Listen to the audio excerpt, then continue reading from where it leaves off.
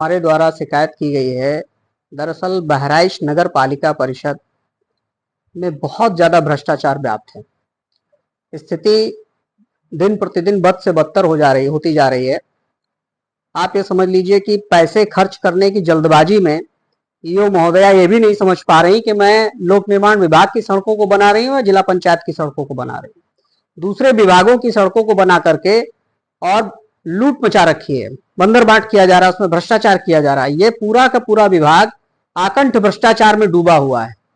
मुझसे क्षेत्रीय लोगों ने शिकायत की, बाकायदा सबूत के साथ दस्तावेज उपलब्ध कराए लोगों ने। फिर मैंने इस पर संज्ञान लिया और माननीय मुख्यमंत्री जी से, माननीय प्रमुख सचिव नगर विकास से, जिलाधिकारी महोदय से, सबसे मैंने अपने शिकायती पत्र के द्वारा सबका ध्यान आकर्षित करने का प्रयास किया और उनसे मांग की कि इसकी निष्पक्ष जांच होनी चाहिए। जिस प्रकार से नगर पालिका परिषद की ईओ भ्रष्टाचार में संलिप्त हैं, इनके पूर्व जनपद की तैनातियों के दौरान भी इन्होंने काफी भ्रष्टाचार कर रखा, वहां भी इनकी फाइलें लंबित हैं, इनके खिलाफ शासन में जांच चल रही है। बहराइच में भी इन्होंने उसी तरीके का तमाशा खड़ा किया।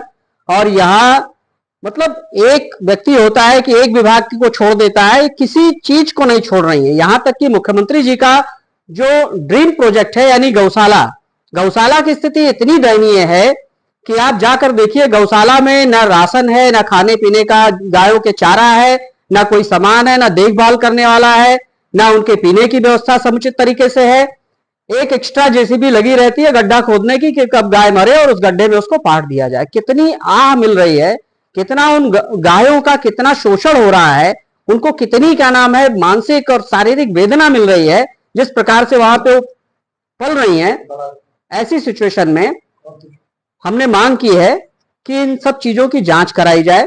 यहां तक कि पथ प्रकाश व्यवस्था, नगर पालिका की साफ सफाई व्यवस्था, नगर पालिका के कर्मचारियों की व्यवस्था, आउटसोर्सिंग कर्मचारियों की व्यवस्था, कर्मचारियों को पूरी तनख्वाह नहीं मिल रही है, उनके पैसे काट करके उनको दिए जाते हैं।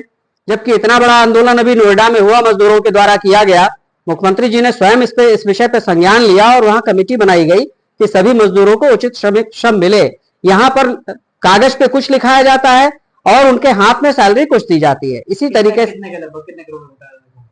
कम से कम घोटाला है, किस तरह का घोटाला, जैसे मार्ग में है इसलिए हो गया कि मार्ग में घोटाला है, लाइट में घोटाला, किस तरह की घोटाला?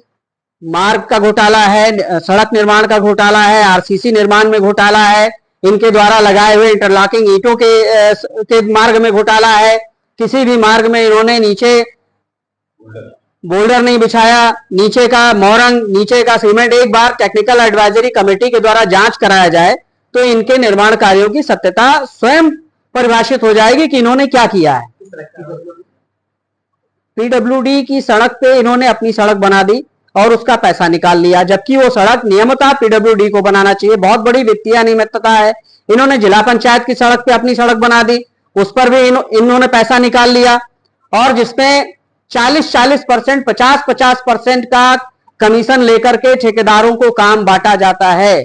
मैक्सिमम ठेकेदार इनके इस भारतीय जनता पार्टी की सरकार में मैक्सिमम ठेकेदार इनके मुस्लिम समाज से हैं, जो कि ठेकेदारी करते हैं क्योंकि उनको वो ज्यादा कमीशन देते हैं, इसलिए उनको काम मिलता है।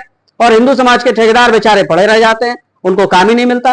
किस प्रकार की आपको हम चाहते हैं कि इनके पूरे विकास कार्यों की समीक्षा की जाए, टेक्निकल एडवाइजरी कमेटी से जांच कराई जाए, इनके सभी दस्तावेजों की वित्तीय अनियमितता की जांच कराई जाए और इनको निलंबित करके यहां से भेजा जाए ताकि दूसरे जनपदों के लिए एक उदाहरण प्रस्तुत हो सके, दोबारा कोई ऐसी गलती ना करे। इनके बारे में भी मैंने किया। वाहन इन्होंने पुराने वाहन खरीदे हैं, एक एक वाहन को इन्होंने 2-2 बार खरीद डाला।